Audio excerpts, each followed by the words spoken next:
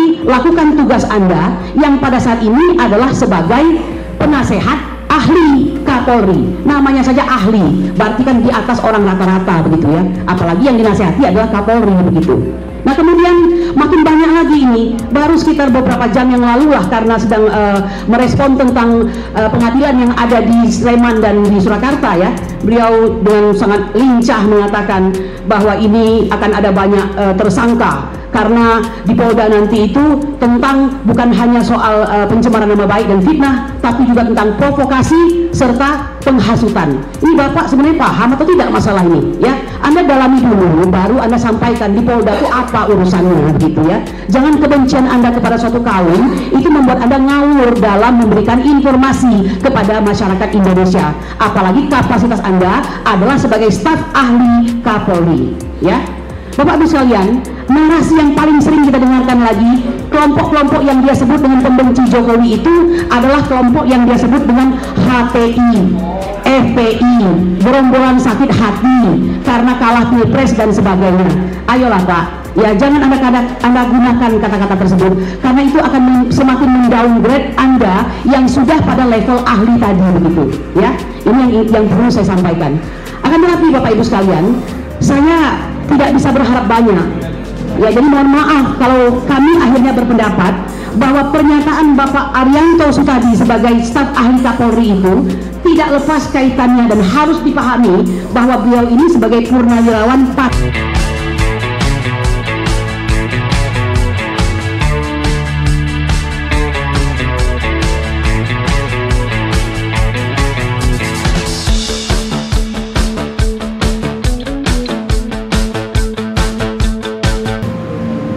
Bismillahirrahmanirrahim. Assalamualaikum warahmatullahi wabarakatuh. Bersyukur kita ya bahwa pada hari ini kembali Allah memberikan kesempatan bagi kita untuk terus menegakkan kebenaran dan keadilan, dan salah satunya pada acara ini untuk memberikan klarifikasi.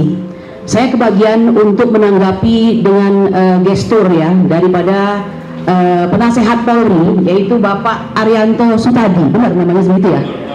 Saya ingin mengatakan begini sebagai permulaan ya, bahwa dalam azas fiksi hukum semua orang itu dianggap mengetahui keberadaan dan keberlakuan hukum, tidak peduli apakah dia tamatan UGM atau tidak, ataukah dia hanya tamat SD, SMP dan SMA, tapi semua orang dianggap mengetahui hukum ya.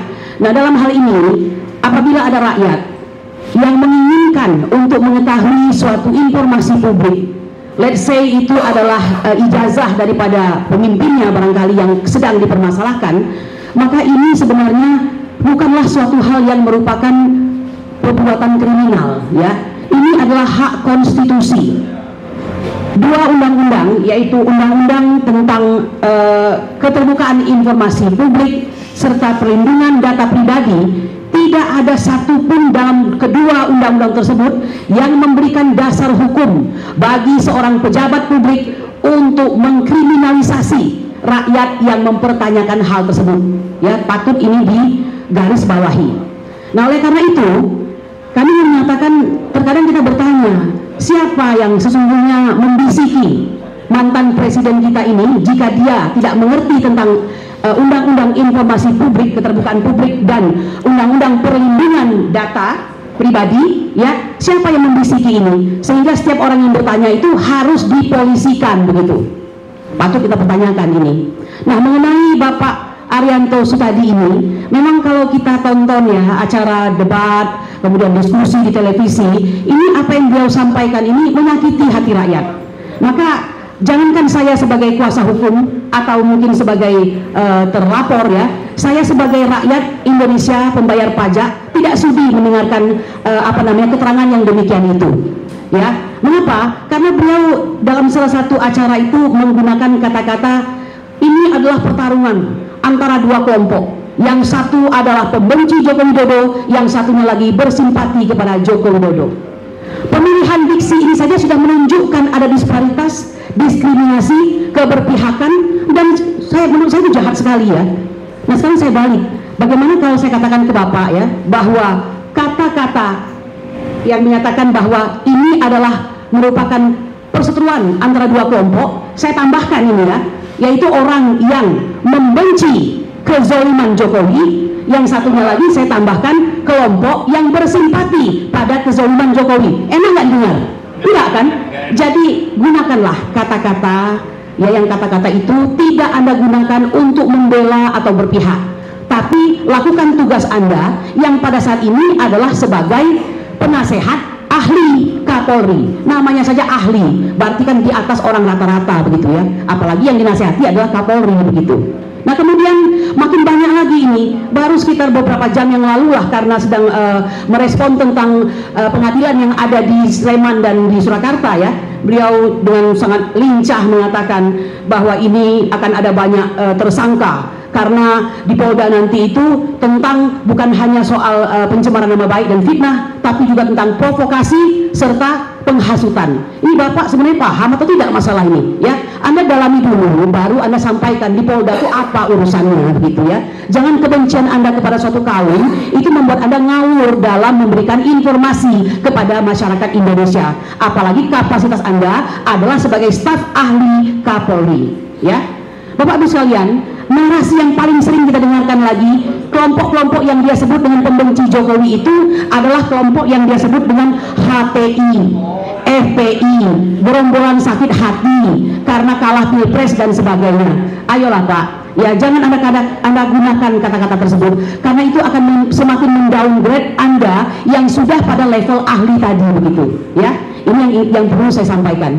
Akan tetapi Bapak Ibu sekalian, saya tidak bisa berharap banyak ya, jadi mohon maaf kalau kami akhirnya berpendapat bahwa pernyataan Bapak Arianto Sutadi sebagai staf ahli Kapolri itu tidak lepas kaitannya dan harus dipahami bahwa beliau ini sebagai purnawirawan Pati ya, perwira tinggi Polri yang juga duduk sebagai pimpinan Polri ya. Tentu saja ya, barangkali beliau berpihak kepada kepentingan Polri saat ini.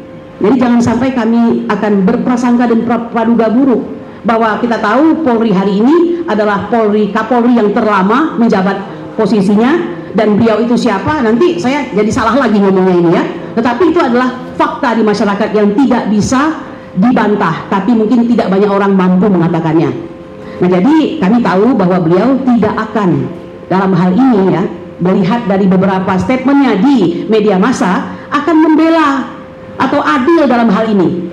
Nah oleh karena itu, fungsi daripada klarifikasi hari ini saya kira banyak gunanya ya, untuk Bapak Arianto Sutadi membenah diri agar besok kalau tampil lagi di televisi, tampillah sebagai bayangkari negara ya, bukan bayangkari seseorang. Saya kira demikian ya. Jadi begitu Bang Ahmad Ghazamudin yang bisa saya sampaikan ya. Nah sekali lagi saya ingin menyampaikan bahwa sudah selayaknya presiden, mantan presiden, yaitu orang yang sesungguhnya adalah orang yang bukan orang biasa ya. Beliau itu tetap dalam hidupnya akan terus menyandang orang yang luar biasa. Apa buktinya bahwa beliau orang luar biasa? Setelah beliau tidak lagi menjabat sebagai presiden, bukankah beliau berhak mendapat gaji yang disebut dengan pensiunnya itu ya? Yang itu menunjukkan bahwa dia tidak biasa, dia adalah pensiunan presiden begitu. Dan beliau bukankah mendapatkan hadiah dari negara berupa rumah yang di Colomadu itu yang nilainya hampir 100 miliar dan sebagainya. Nah oleh karena itu, bertingkahlah yang baik, bertingkahlah yang sesuai dengan hukum, karena pada dasarnya pada saat kita berada pada posisi saling kontra seperti ini, hukumlah sebagai panglima. Jadi demikian yang bisa saya sampaikan. Wabillahi taufiq wal hidayah. Assalamualaikum warahmatullahi wabarakatuh.